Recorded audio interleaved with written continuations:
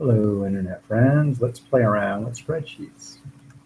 I'll share a few things about cell references and financial literacy. All right. So here I have sheets.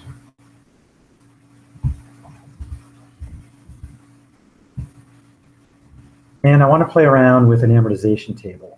Now, an amortization table is where you track a loan month by month. Start off, let's say we accidentally get a balance of $2,000 on a credit card. And we want to pay it off. Let's say we can afford to pay $120 a month. And we have an interest rate of 5.5% over a given year. Paying it, oops, that's not a very good date, is it? On October 29th of this year. So we make our first payment. Now, I could type 120 right now. However, it's always a waste of time to type a number that already exists on the screen that you're referencing. Instead, what you do is type equals and click on the number that you want. Now here it says, hey, in I2, there's your 120. Enter. However, is when I fill that down, it's going to change. Oops, wrong button. The I2 to an I3, and an I3 to an I4 as I go down and down and down. That's called a relative cell reference.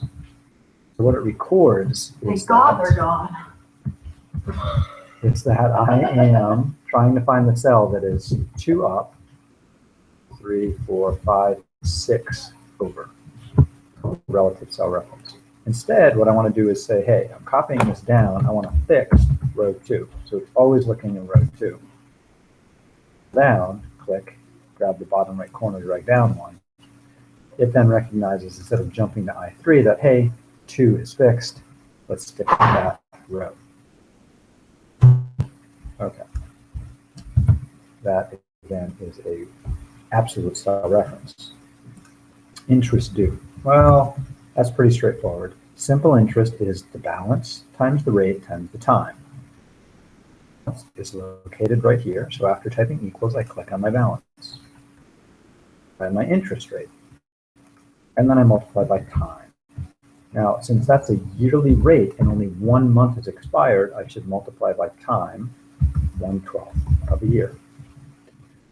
When I fill this down, however, I want to consider that the balance, the yellow number here, each month, because I'm paying it down, however, is always in row 1.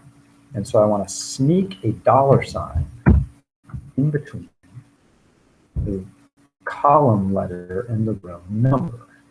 Is this left to right, and it says, hey, if he copies this left to right, I can change the F. If it's copied up or down, I can change the 3. If it's copied left or right, I can change the I. If it's copied up or down, oh, $ says don't mess with the 1. Okay, because it's part of the cell reference. I want row 1 fixed for the APR, but the balance is going to change each month. So the F3 stays relative. The I1 stays partially absolute because I'm fixing the row. And I'm only worried about the row because I'm copying this down. So I mailed the bank $120. First thing the bank says is, hey, you owe us $9.17 interest based on the fact that you had $2,000 here for 1 month. So they're going to immediately take that $9.17 out of my 120. What's left is my balance reduction. So I type equals, I click on the current payment, I subtract the current interest amount due. After they take the $9.17 out, I have $110.83 for which to reduce my balance. Then I reduce my balance. So my new balance is always my old balance minus my balance reduction. Enter to fix the formula. Double checking to change each month. My balance reduction is going to change each month. So there are no dollar signs in this formula. They stay relative. And again, relative means where you are now where are the numbers you need to calculate? And although the computer wrote an F3 minus E4, it's thinking, take the cell above and subtract the cell to the left. Fill this formula down one.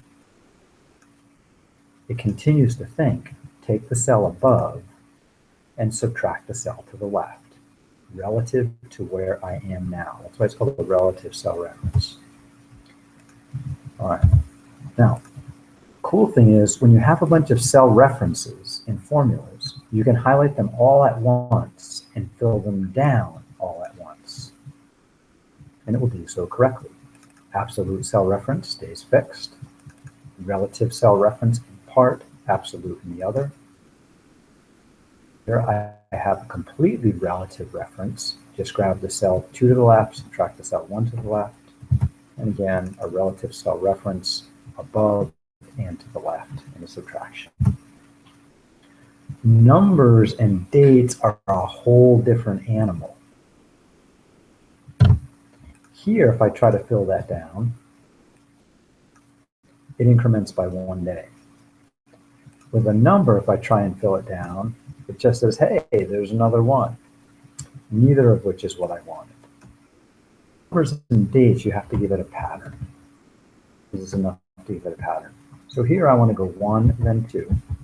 For the date, I want to go 10/29 and then 11/29. I like typing my dates here first. 29. Once I have a pattern with the dates, I can highlight the pattern, let go, click on the autofill button in the bottom right, drag it down, and it will continue that pattern, the 29th of every month. A little bit here because, well, we don't have a leap year next year, and so it's the 28th. So it automatically adjusted that. Pretty damn smart. It's hard to write a formula on your own to do the same thing. With the numbers, if you highlight a pattern with a given space, it will continue that space. Here I'm spacing by 1, so it works fine. The trick is to get a number pattern and a formula pattern to continue together. You first have to get the formula pattern down for a pair of rows. You can highlight everything, let go, and fill them down together, and it should continue the pattern properly.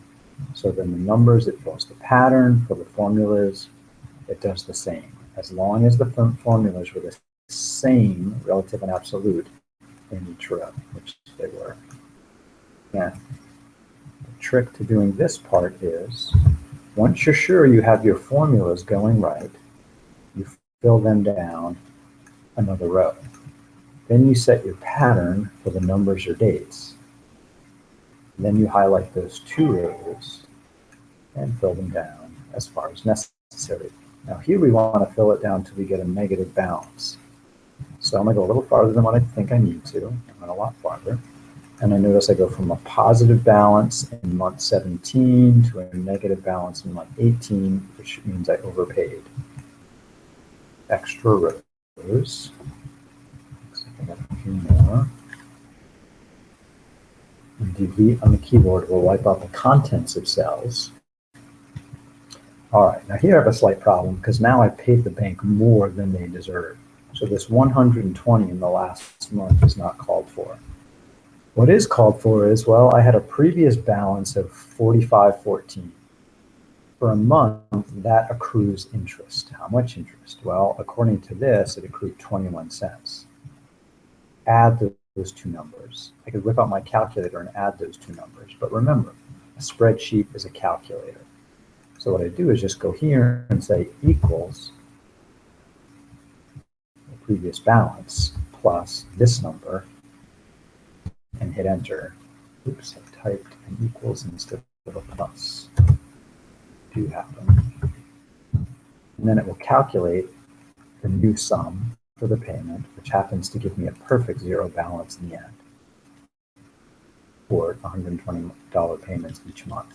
So according to this, 17 monthly payments of $120 and a final payment of $45.35 will pay off a $2,000 balance at 5.5%. So I can analyze a debt here.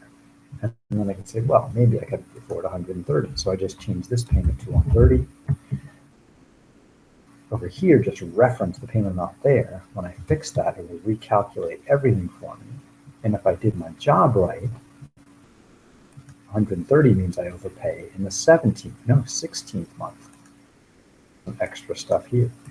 So I can play around with this spreadsheet